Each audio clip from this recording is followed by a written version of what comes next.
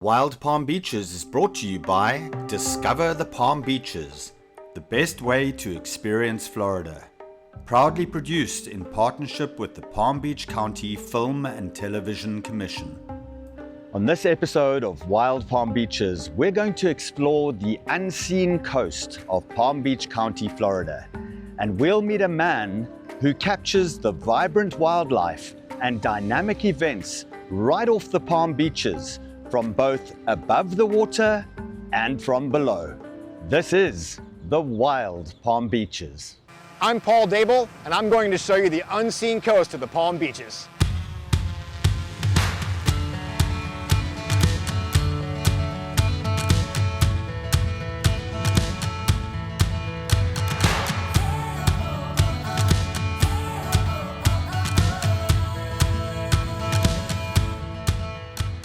Looking out upon the vast Atlantic Ocean from land can be a spiritual experience when it comes to a beautiful sunrise, big waves, or pelicans soaring across the water.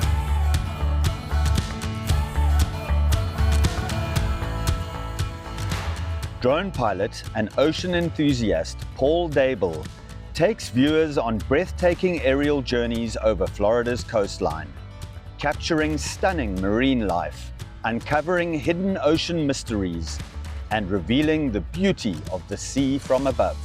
You know, I live in Jupiter, Florida, and we're really lucky here. We have the Gulf Stream. It comes very close to the shore here, and that brings in warm, clear water and a lot of life. As far as fish species near shore, there's jack crevalles, tarpon, and just a very, very wide variety that you can see right off the beach. And then when it comes to sharks, I mean, there's like 6 or 8 species of sharks. You know, hammerhead, bull shark, lemon shark. There's so many species you can see just right off the coast here. There's whales too. I mean, I've had amazing encounters with right whales. There's humpback whales.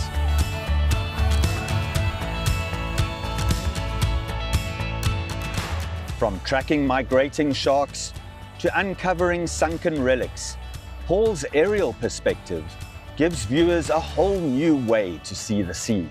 Once you get that perspective from a drone, when you're up above the water a couple hundred feet, it opens up a whole new world because you can see things from that perspective that you can't see otherwise.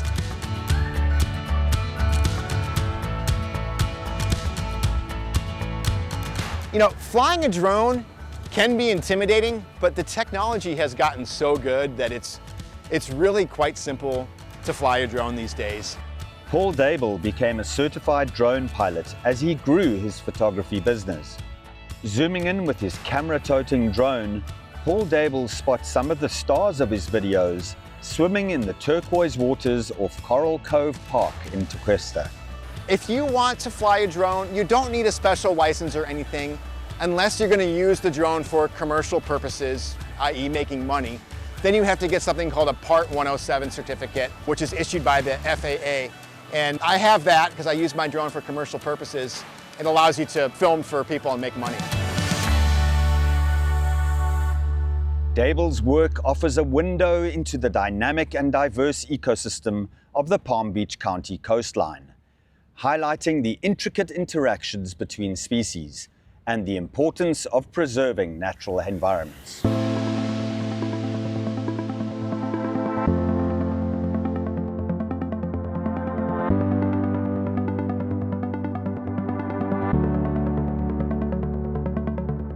The beaches here in this particular part of Southeast Florida are some of the most heavily trafficked, or have the most turtle nests of really anywhere in the world. The green turtles and the leatherbacks.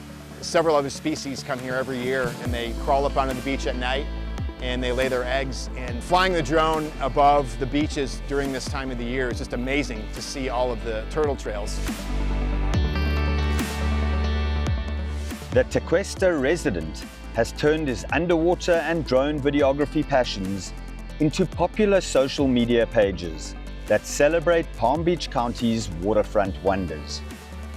He has more than 250,000 followers on Facebook and Instagram, and his videos have drawn millions of views.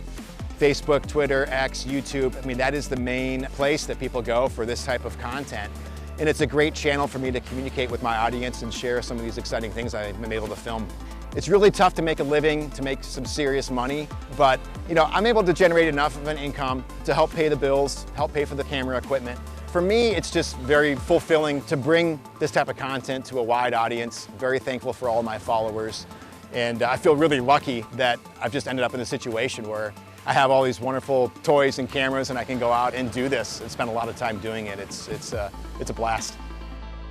One of Dabill's notable works includes documenting the mullet run, a seasonal event where large schools of baitfish migrate through the waves. This phenomenon attracts various predators, creating a dynamic and exciting natural spectacle.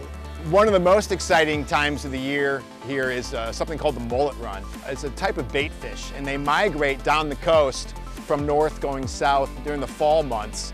And you'll see just giant schools migrating right off the beach, and they bring in a lot of predators. The predators include sharks and tarpon and jack crevalles and other fish. And these predators will come upon these schools and then attack. And so that's definitely one of my favorite times of the year to film.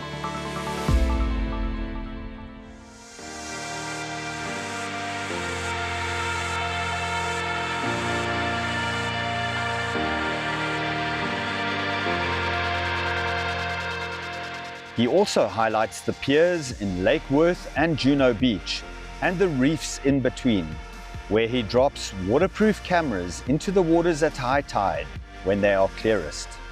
All right, Paul, well, let's give it a try. I'm excited to see what this reveals. Yeah, me too. Let's go check it out.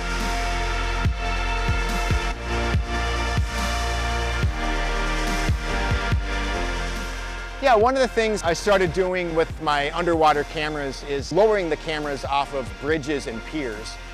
Those places, oftentimes, they don't allow people to snorkel or dive underneath these bridges and piers. So really the only way you can do it is to lower a camera. So I've kind of created some different apparatus type things to hold my cameras. I lower them into the water and let them sit for 30 or 40 minutes, moving them around a few times. The variety of life is really impressive. Snook, tarpon, and Goliath groupers, there really is just a really wide variety underneath these bridges and piers. Paul Dabill dives deep into our natural wonders. The Goliath groupers, they're a really interesting fish. They get to be huge. They can be like 600 or 700 pounds. Unfortunately, they were hunted and fished to almost extinction many years ago, so they've been a highly protected species, and it's actually worked because their population has rebounded. And so, we see them all the time now when we're spearfishing and diving. And again, I see them when I lower my cameras off the piers and bridges. They're really good photography subjects because they are so big, and because they're not hunted, they don't really get scared. So you can kind of go right up to them and see them and experience their presence. So they're one of my favorite animals to see. Dabill got the idea to attach a GoPro camera to his spear gun whilst hunting fish. A mile out of the Jupiter Inlet, Paul saw the floating carcass of a 250-pound Goliath grouper. Tiger sharks were feeding on it. He had his spear gun ready, shot a 25-pound cobia, and got it in the boat. It was a wild moment, and the adrenaline is still pumping. I've had some really amazing encounters while spearfishing. Typically we spearfish nowadays, we go out offshore a little bit further. Many times we're 3 or 4 miles out. When you're out further out, you're exposed to a lot more really interesting animals. Just this past year, I had 2 of my best encounters, or most exciting encounters ever. One was with a great white shark, which I knew were in our waters, but I hadn't seen one until last year. We were out spearfishing at a shipwreck, and I speared a fish, and next thing I know, there's a 12-foot great white swimming around us, and it was absolutely amazing. Just a few weeks after that, again, we went out to go spearfishing, and we came across a carcass of a large dead fish, and there were sharks feeding on it, and there was 5 or 6 tiger sharks. One of the species of fish that was with the tiger sharks was a cobia, and this is a highly prized fish that we try to spear, and I was able to spear the cobia right off the back of the tiger shark. So those 2 experiences definitely are the top for me.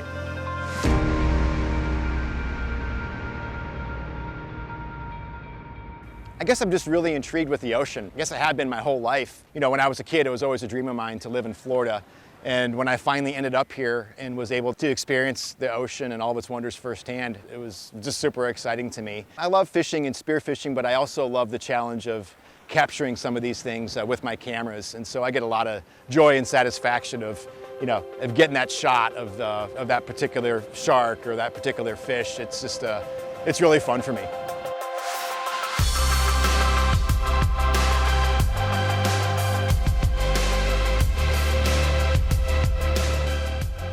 Dabill prefers not to use scuba tanks.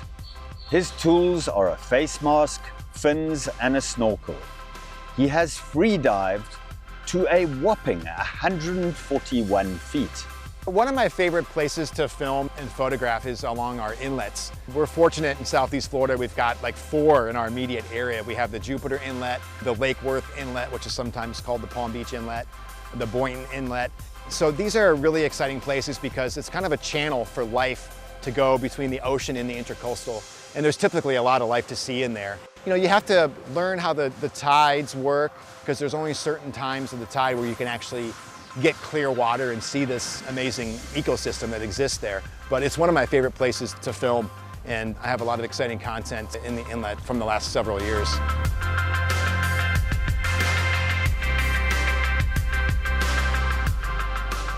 I love filming manatees. They're a great subject matter. They're just so big and lovable.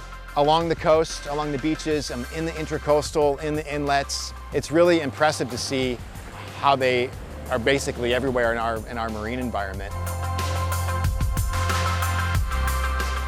There's exciting stuff to see along our coast all year round. Every part of the year has something to offer. It's really a great place. I'm never bored trying to find something to film because throughout the year there's always something going on. I love being able to educate people on what is right off our coast because a lot of people, even people that have been in Florida for 50 years, they really have no idea about what goes on in the water. So the reaction oftentimes is just one of surprise and wonder because they just didn't know. And it's really satisfying to be able to show people what we've got here and hopefully motivate people to want to conserve and protect what we have.